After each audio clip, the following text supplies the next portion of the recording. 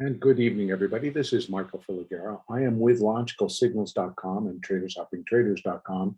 And this is the Elliott wave update for the S&P 500 for Monday, October 4th, 2021. The market did seem to complete the minor wave 2 here in the S&P at Friday's highs. I was anticipating that we would get some additional upside this morning or at the beginning of our session today, and that did not occur. So I ended up putting the 2 up here at that top and then began to count what I then anticipated to come afterwards, which is the wave 3, minor wave 3 of the larger intermediate wave 3. Now, as that began, it's did in Globex again. We did get a nice little rally right up until the start of our session.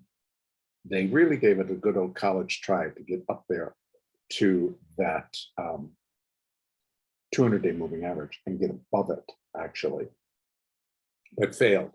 And on that failure, it just ignited round after round of selling. Now, what I think we have completed, we certainly have not completed all of the 3 of 3, but it had all of the characteristics that I looked for. Acceleration to the downside. Also very volatile upside moves. When we did get them, they were very tradable and they were very nice. They were extremely profitable. At the very end of the day, we got what I think is a very strange little pattern. But then when I thought about what day it was and what was going on, it fit very well. And let me just explain that if I can just bring this down one more and then open this one up. Come on, do it for me. There you go. These moves, we had initially, we had a rally up to 42.96, and then it failed. So we had a big topping tail that led to additional bar down. Then we had a strong bar up, another strong bar down. But it ended with a tremendously large bottoming tail, and then that produced a stronger close. Now, what that was, in my opinion, was the new money, 401k money. Quite often, about the 4th or the 5th of the month, so it's the Monday and the Tuesday after the 1st, we get new 401k money. That just seems to be when they transfer the money over to the funds, the fund managers, and then they, of course, have to put it to work. So that is not an uncommon occurrence. But as you can see, even on the 15-minute chart, this whole up, down, up, down, up, down is just, it's corrective. It's not bullish. It's not, if anything, it's bearish. But it definitely was not a bullish move, even though these moves were pretty intense. And, took the S&P up 12, down 12, back up 12. And so it was interesting. It was a good way to close the market. So what I now think is that we're just starting this 3 of 3 move. Now I'm going to go back out to give a little bit more clarity to that thought. Let me go back out to the hourly. Here we have intermediate wave 1, intermediate wave 2, minor wave 1 of 3, minor wave 2 of 3.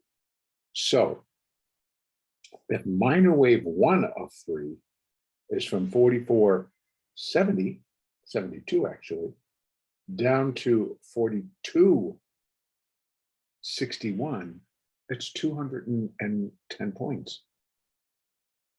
And this cannot possibly complete all of that third, or even the 3 of 3. So what we have done is we had the 1, the 2, we subdivided once, and it looks like we're subdividing again.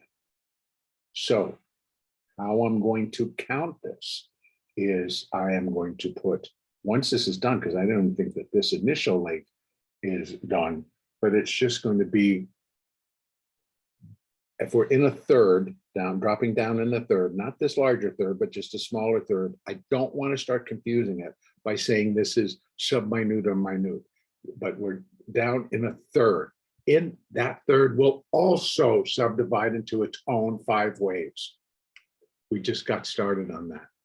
I think we have one more down leg. Hopefully that does bring us below the low of minor wave 1. And then we'll get an additional rally, a 3-wave rally up. Again, I'm not looking for a lot, but we have to keep in mind that our volatility is increasing. So if the volatility increases to the downside, then the volatility will also increase on those bounces. And we saw that in several places today. And so I would look for first a new low. And again, this could happen during Globex. Globex isn't open for another hour and 30 minutes. But once it begins, I do feel that we're likely to see some additional downside. And if it does do it in Globex, then realize that we need to look for an ABC up. When I get done with that, I get an ABC up, and then an additional, that would be the 3 of 3 of 3. So it's like, you know, the third within the third type of a move is going to continue. And I would be looking for additional acceleration to the downside as more of what's happening to the market, but through some of the stocks in the market. I mean, today they pin their hat on Google and Facebook, both of which are in the S&P, but Google and Facebook. And I'm like, really? Those are the only two? There were quite a few others that also suffered and dropped pretty strongly. But we're beginning now to go into earnings season. So we have third quarter kind of coming up. Excuse me, we have the third quarter coming up. So we've got all those earnings reports, and I think, I'm not really sure exactly when they're all going to start, but they're coming, and they would filter through the balance of October. So several of the larger companies, they don't really start to report till the end of October. So I imagine we're going to be flying around as these reports come out for a while. But initially, I'm looking for maybe that at least a drop down to below 42.60. We have 42.37, 36, 37, 42.18, 42.01. Eventually I am thinking that this market is to complete this whole third wave, and minor 1, minor 2, minor 3, I think could come all the way down to 4,025, 1.618. It needs to be more of a 1.618 times the length of wave 1. And that's where I'm going to call that. That is a better relationship. So in other words, between wave 3 and wave 1, 100%, sure, it could do it. But we're in a larger, pretty large, intermediate third wave down. Coming in here just doesn't fit the bill. It doesn't feel right. It doesn't look right. It doesn't fit it at all. So that's why I'm going to look for 4106, 4075, and 4025. So the next comment we have, first one would be that, and it doesn't even fit there. 618 does not fit. 100% does not really fit. It may come in at this one. So I kind of been looking for this very first wave to probably do hold 42, 36, 37, put in a bounce, and then we get the big kahuna dropping us very quickly. And again, you can see when we get space like that between our support levels, acceleration can occur because we don't really have anything. We've got this, then that, then this, then that.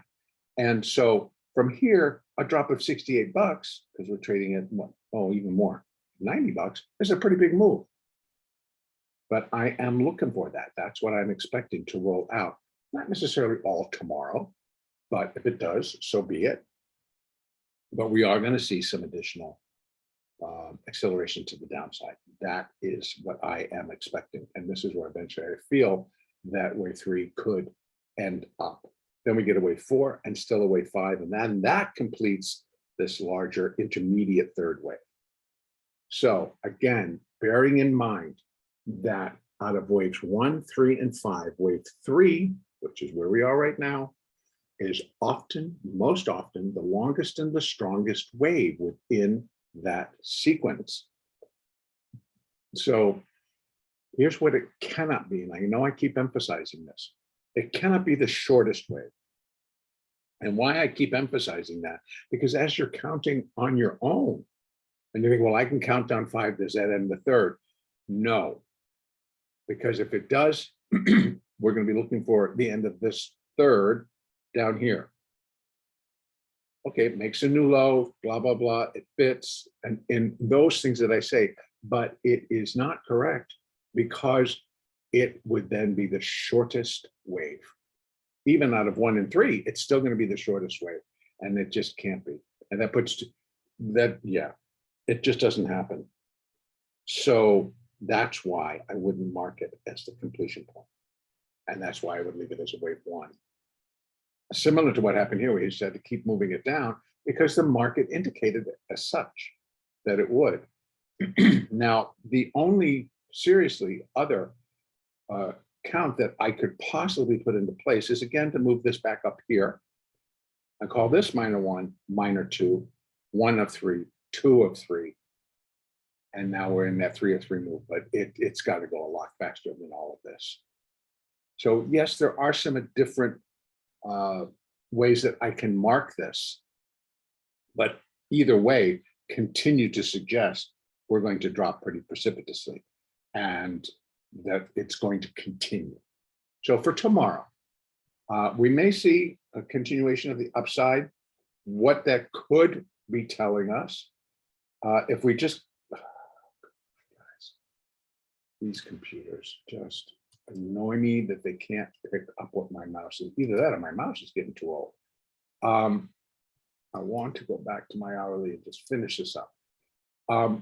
One other thing that I have to kind of consider here is that we did appear to get 3 waves up.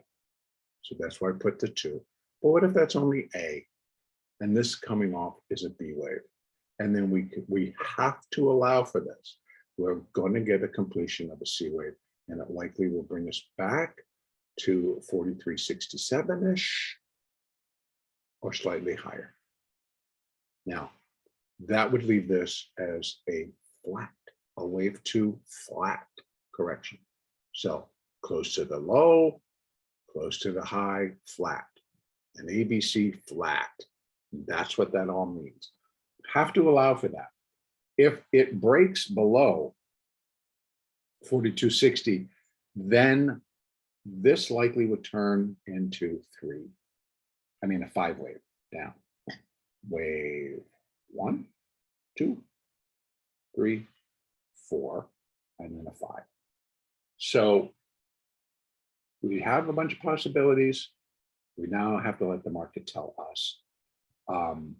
If it continues to hold, so it doesn't really go down and break 42.67.5, which out of this particular sequence is the low. And we just start to rally from here, come down slightly, but just picking up the rally, well, then we'll know. It's an A, B, C, and we're going to go back up. 2's not complete. We shift it over. And then, but eventually, or ultimately, regardless if we rally back up or back above 4,300 and closer to 4,400, it's not going to change the a little bit larger outcome. I'm still going to count it as a wave 2, and I'm still going to be looking for a very large wave 3 off of that high, wherever it comes in, if it turns and goes up again.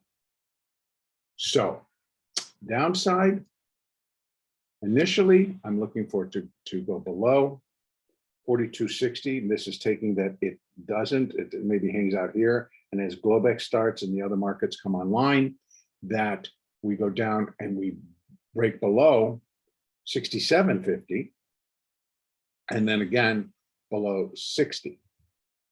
Then that's going to complete the first little 5 down of this larger minor third wave. But then we get that ABC back up and likely to come back wherever this kind of tops out and goes. I would look for it to come back up into that area, to complete on an ABC, and then we start to accelerate and go down again. And that's the move that I still would be expecting as a minimum here before we do a little bit more and then go again. But ultimately, I think we come down here. And then I would be more satisfied that we've completed the 3 of 3, and then we're gonna get a 4 of 3, and we'll get a 5 of 3. And that, I believe, takes us all the way down below 4,000 for the first time in a very long time. So I think that the market's not really looking for that, but I think that's what can happen. Again, I just am going to continue to encourage folks to work with the moving averages. They were very helpful today in terms of guiding a trade lower, particularly when we were coming off pretty quick. The major ones here, again, if you're looking for a rally, you're going to get a hooking. This was the hourly, and here it's just come back up to the hourly 4. If I were to take this all the way down, and let's take it down to a 5-minute chart and open it up in that same fashion so we can see some of the internals, you can see it all coming in here. So we've got the already, it breaks above the 50, it gets acceleration. Then it comes back down, tests that 20, bounces right up off of it. Now it's going to sit up here because now, end of the day, we're just waiting. So as I said before, this does not look bullish to me at all. And so I'm just taking it as a small 4. We get another 5 down below 67.50, then again down below 60, and then we get another 3-wave bounce. Okay, this is where I'm going to leave it for right now, and trade smart and trade according to price action, trade accordingly with your moving averages. You can couple it together with the Elliott count. You can couple it together with retracements and with extensions that we put up on the charts, and keep in mind that the market is fluid. The volatility is increasing both down and up. And the next update will be on Tuesday, October the 5th.